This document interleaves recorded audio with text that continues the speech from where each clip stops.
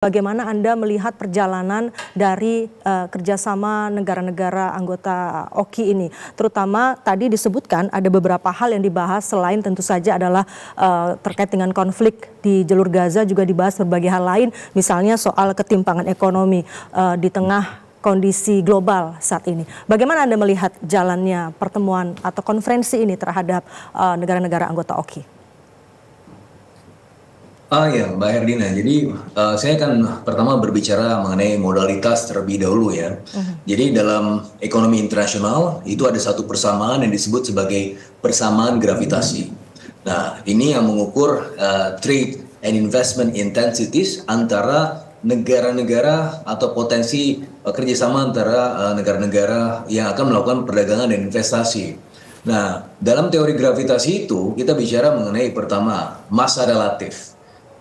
Apa ukuran massa? GDP per capita, ya, populasi dan seterusnya. Tetapi juga kita bicara mengenai masalah jarak, ya, karena Newtonian gravity equation juga suggesting jarak, gitu kan, jarak antara satu negara dengan negara lain. Nah, most of the time kalau kita bicara jarak, ini tidak lagi kita bicara mengenai jarak fisik, tapi juga ada ukuran yang disebut sebagai jarak non fisik. Apa saja jarak non fisik itu? Nah, dalam ukurannya itu kita bicara mengenai pertama adalah language, bahasa, kemudian culture, ya, kebudayaan, dan juga tidak kalah pentingnya di sini ideologi atau bahkan religion, dan juga ada faktor-faktor lain yang sifatnya juga non fisik dan non jarak. Nah, kalau kita bicara mengenai modalitas, most of the time yang bisa mengikat antara negara-negara partner itu dalam ikatan yang lebih kuat adalah jarak yang sifatnya non-fisik. Karena kalau ke jarak fisik sekarang sudah ada teknologi, itu tidak menjadi masalah lagi. Yang menjadi rintangan terbesar adalah jarak non-fisik. Sementara itu kalau kita bicara mengenai negara-negara OIC countries ini sudah kemudian terlibat secara solid dalam konteks ideologi. Kita sudah sangat dekat sekali dalam konteks agama, ya, sama-sama negara muslim, tetapi itu hanya menjadi modalitas saja. Kalau kita melihat, ya, bagaimana perjalanannya negara-negara OKI ini itu tidak saling terhubung antara satu dengan yang lain. Ya, betul diikat oleh kesamaan agama, tetapi dalam konteks ekonomi itu tidak sangat terikat, gitu. Nah, sekarang permasalahan di mana, ya? Saya melihat memang secara kultural negara-negara Arab itu adalah negara-negara yang penuh konflik, ya, dan mereka hanya mementingkan kehidupan dirinya sendiri, tidak kemudian mementingkan aspek regional. Kita lihat saja bagaimana Saudi Arabia bertengkar dengan Qatar, kemudian Bahrain dan seterusnya, dengan Kuwait, Iran dan Irak dan seterusnya. Nah, ini kemudian menjadi salah satu penghalang, gitu ya, untuk kemudian menjadi perkongsian yang besar. Sebagaimana dulu kita di ASEAN dari tahun 1967 bisa berkongsi, ya, karena punya satu kepentingan yang sama.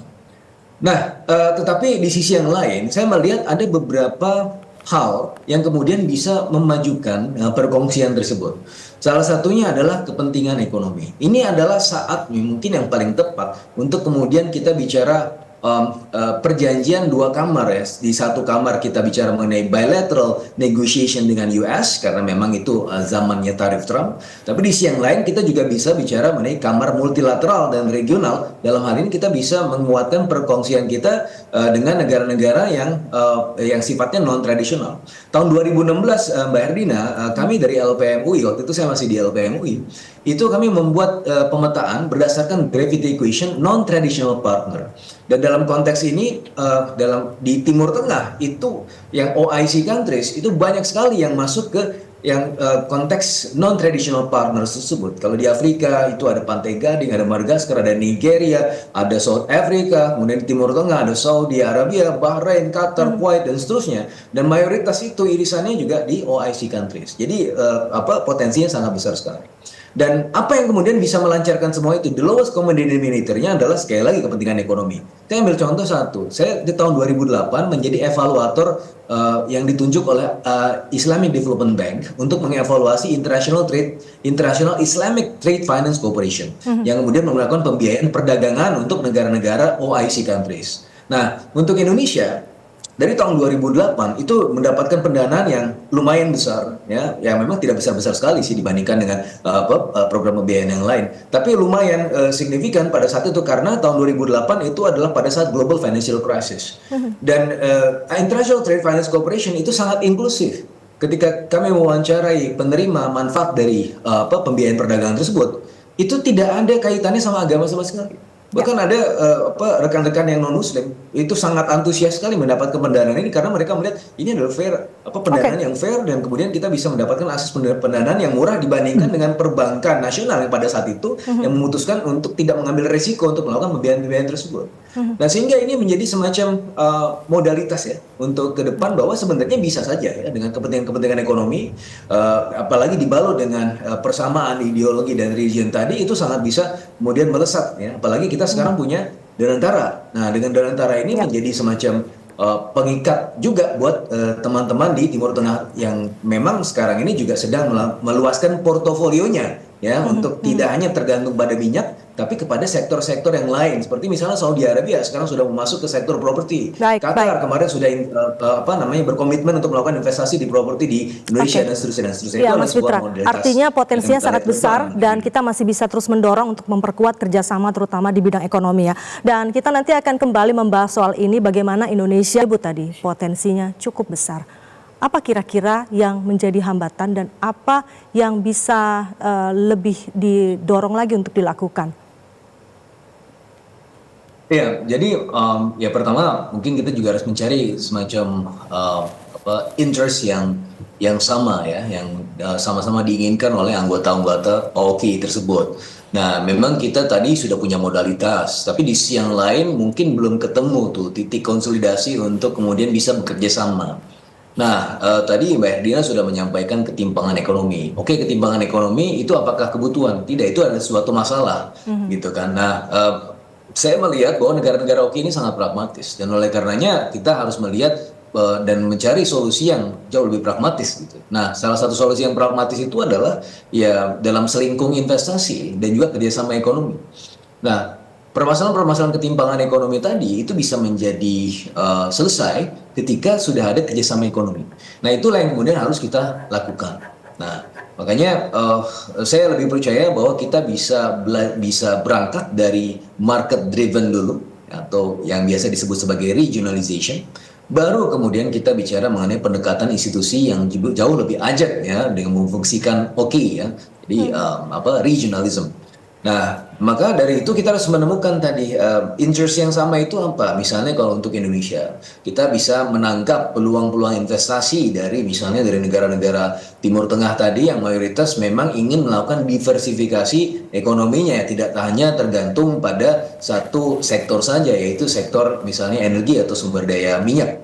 Nah, dalam hal ini kita bisa membuka peluang-peluang tersebut, dan untungnya kita sudah punya vehicle SPV Danantara ya, yang juga menjadi satu katalis untuk investasi dalam negeri, tapi sembari juga bisa membuka kemungkinan untuk semacam pool investment, menarik investasi-investasi dari luar, terutama dari Timur Tengah.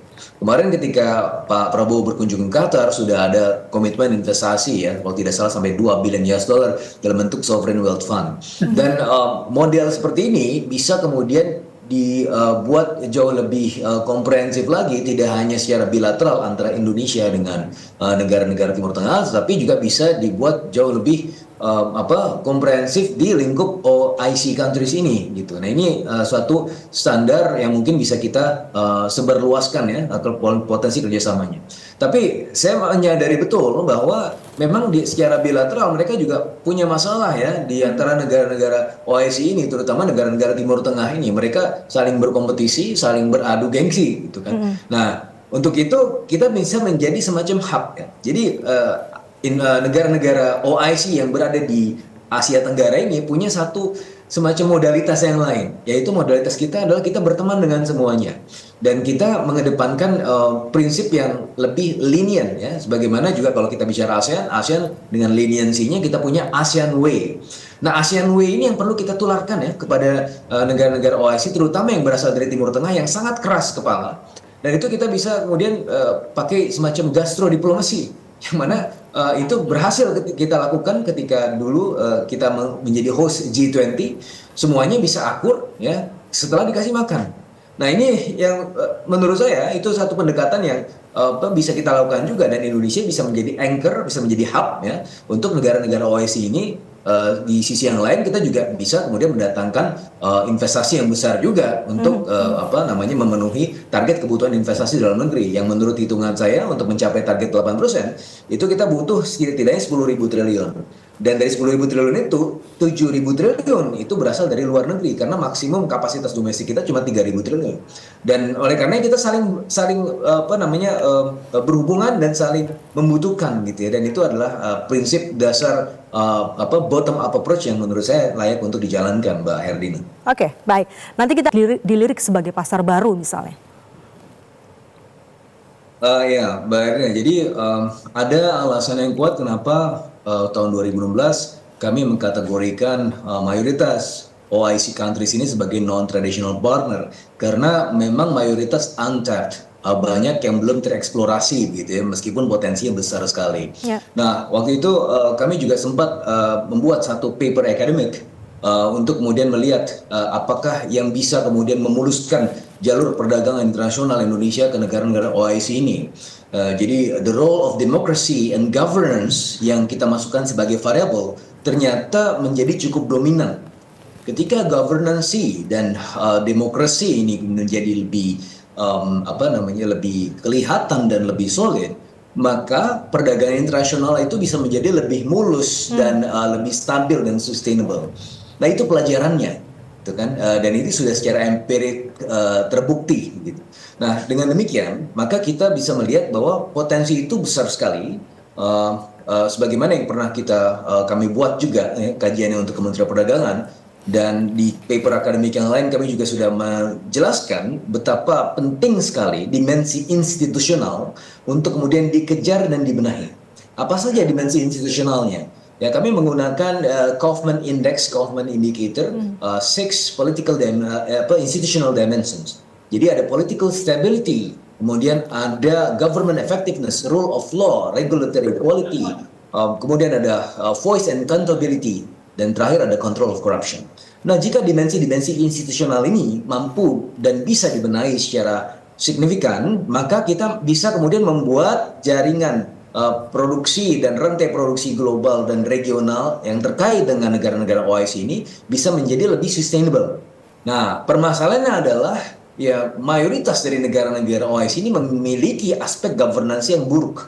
Nah, oleh karenanya tadi kenapa saya kemudian mengedepankan bottom up approach, karena ya kita mulai dari satu hal yang gampang dulu lah.